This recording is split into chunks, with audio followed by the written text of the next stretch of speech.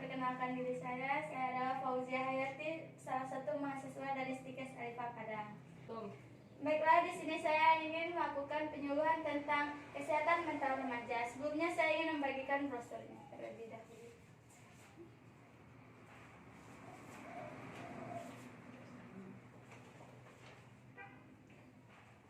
Bisa dilihat dari brosur yang saya berikan, saya di sini akan sedikit memberikan penyuluhan mengenai kesehatan mental remaja. Sebelum masuk ke materi, alangkah baiknya kita mengenal terlebih dahulu apa itu kesehatan mental.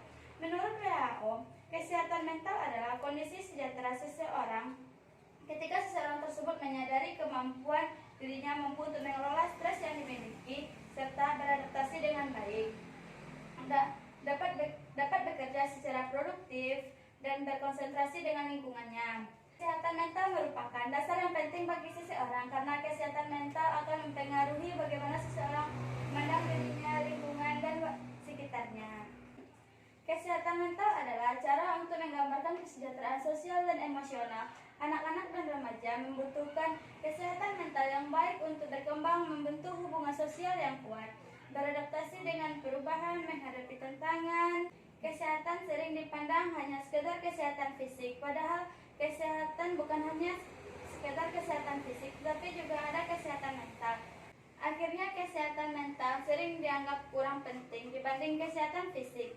Ini berarti mereka tidak dapat mengatasi tekanan kehidupan mental yang normal dan berkontribusi pada komunitasnya. Tentu saja, ketika kesehatan mental terganggu, tidak bisa lagi melakukan hal-hal yang normal dan berpikir jernih untuk menahan semua tekanan hidup. Oleh karena itu, banyaknya pada zaman sekarang remaja-remaja yang terlibat dalam kasus serius seperti bunuh diri. Seperti kasus yang viral baru-baru ini, seorang remaja mahasiswa UGM yang melakukan bunuh diri yang loncat dari lantai 11 di salah satu hotel, di mana berdasarkan surat yang ditemukan di dalam tas korban, mahasiswa itu diduga mengalami masalah psikologi. Oleh karena itu, betapa pentingnya kesehatan mental ini bagi kita agar tidak terjadinya kasus-kasus seperti itu lagi. Jika ada kasus seperti itu lagi, maka itu akan merugikan banyak orang yang ada di sekitar kita, apalagi di tempat orang tersebut yang melakukan bunuh diri. Setelah kita mengetahui apa itu pengertian kesehatan mental remaja, maka dari situ pasti ada faktor-faktor yang mengalami kesehatan mental remaja. Yang mana faktor tersebut? Yang pertama adalah proses belajar daring.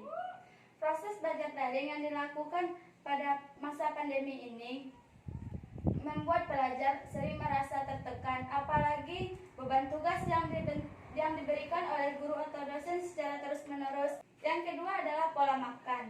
Pola makan yang tidak teratur akan sering terjadi pada anak kos karena sibuknya dengan kegiatan kampus, tugas, dan aktivitas lainnya. Yang ketiga, konsumsi berita dari media. Sebagai seorang remaja, seharusnya kita sudah tahu bagaimana memilah berita yang kita konsumsi sesuai dengan umur, agar tidak menyebabkan kecemasan berlebihan terhadap berita yang kita dapatkan. Yang keempat yaitu komunikasi dengan orang tua. Komunikasi dengan orang tua pada zaman sekarang ini sangat diperlukan. Seperti kita harus terbuka dengan orang tua, saling curhat dengan orang tua, agar kita tidak boleh memendam masalah kita sendiri, karena orang tua adalah orang yang paling kita percayai. Yang kelima yaitu kekerasan dalam keluarga. Kekerasan ini dapat berupa kekerasan fisik, psikologis, maupun kekerasan verbal, dapat menyebabkan gangguan mental seperti stres, pasca trauma, hingga depresi. Oleh karena itu, pentingnya kita mengetahui tentang masalah kesehatan mental agar kita mampu mengontrol emosi, berpikir positif, hingga tidak melakukan hal-hal yang merugikan baik untuk diri sendiri maupun sekitar kita. Setelah kita mengetahui apa itu kesehatan mental dan faktor-faktor yang menyebabkannya, maka sekarang kita akan membahas tentang cara menjaga kesehatan mental seperti yang kalian lihat di brosur. Yang pertama, harus selalu berpikir positif. Kita harus selalu berpikir positif, tidak boleh overthinking. Yang kedua, kelola stres dengan baik. Yang ketiga, bersyukur dan beribadah. Kita harus selalu bersyukur dan beribadah agar kita tidak stres, banyak pikiran. Selanjutnya, terbukalah pada seseorang yang dipercayai. Seperti tadi, kita harus selalu terbuka kepada orang tua, karena orang tua itu adalah orang yang paling kita percayai. Hargai diri sendiri dan kembangkan hobi dan beraktivitas yang positif. Baiklah, tadi saya sudah menyampaikan apa itu kesehatan mental, faktornya dan cara penjagaannya. Dari sini apakah ada kalian yang ingin bertanya atau yang ingin kalian ketahui? Ya, dipersilakan terlebih dahulu perkenalkan dirinya. Baiklah, saya Zaskia Mutik ingin menanyakan ke kakak. Seperti yang kakak jelaskan tadi, saya ingin menanyakan bagaimana sih caranya kita mengetahui orang lain itu kena gangguan fisik ataupun mental. Gimana sih ciri-cirinya? Baiklah, terima kasih kepada kakak. Mana pertanyaannya langsung saya jawab ya, yaitu pertanyaan dari kakak tadi adalah bagaimana cara kita mengetahui jika seseorang itu terkena kesehatan mental atau fisiknya. Ciri-cirinya yang pertama adalah seperti seorang itu mengurung diri dalam rumah atau di dalam kamar, tidak mau beraktivitas keluar seperti normalnya. Yang mana orang yang terkena kesehatan mental itu salah satunya karena terlalu berpikir negatif, overthinking, dan tidak bisa mengelola stresnya dengan baik, dan tidak terlalu terbuka kepada orang lain atau orang terdekatnya. Dan kita tidak boleh terlalu insecure dengan diri kita. Kita harus bisa menghargai diri kita terlebih dahulu sebelum ada orang lain yang menghargai. Baiklah kakak, mungkin itu yang harus kita ketahui, yang paling penting untuk kita ketahui. Baiklah, dari materi yang sudah saya sampaikan tadi, apakah ada dari kakak-kakak yang bisa menjelaskan kembali apa itu kesehatan mental? Baik, kepada kakak dipersilakan untuk menjelaskan kembali. Baiklah, perkenalkan sebelumnya saya Lesti Kejora. Dari penyuluhan yang sudah kakak sampaikan tadi, saya bisa menangkap apa itu kesehatan mental.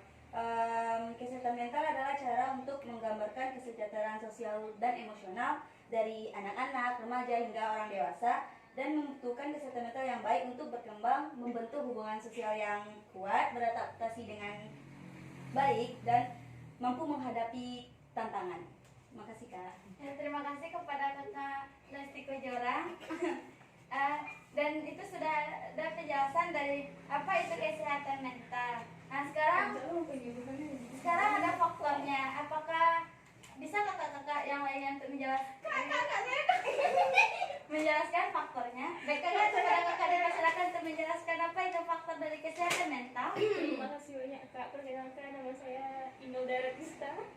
Sini saya akan menjelaskan faktor-faktornya, yaitu yang pertama yaitu karena kurangnya pola makan kita, kan seperti kita ini kan anak-anak kos, kurangnya makan karena biasanya makan Indomie. Yang kedua itu karena daring, tugas menumpuk, mata mengantuk.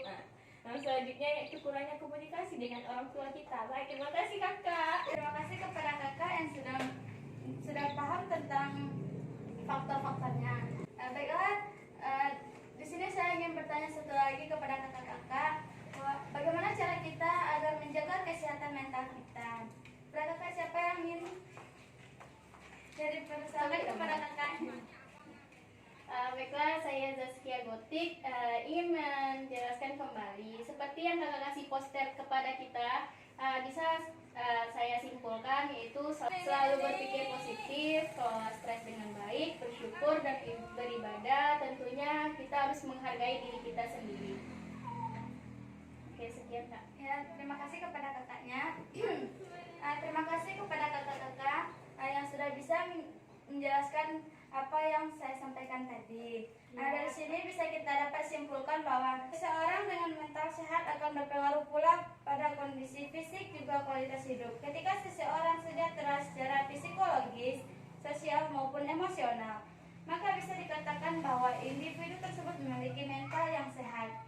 Mental yang sehat juga merupakan cikal bakal bagi diri kita untuk terus berkembang. Maka dari itu, marilah kita menjaga kesehatan mental kita. Dimulai dari berpikir positif, kelola stres dengan baik, dan terbuka kepada orang yang terpercaya. Alangkah baiknya untuk kita beraktivitas keluar dan berorganisasi seperti normalnya. Baiklah, terima kasih kepada kakak-kakak yang sudah meluangkan waktunya untuk datang dan mengikuti acara ini. Iya Kak, terima kasih Kak. Jika ada kata-kata saya yang salah dan menyinggung, mohon dimaafkan. Saya ikuti dengan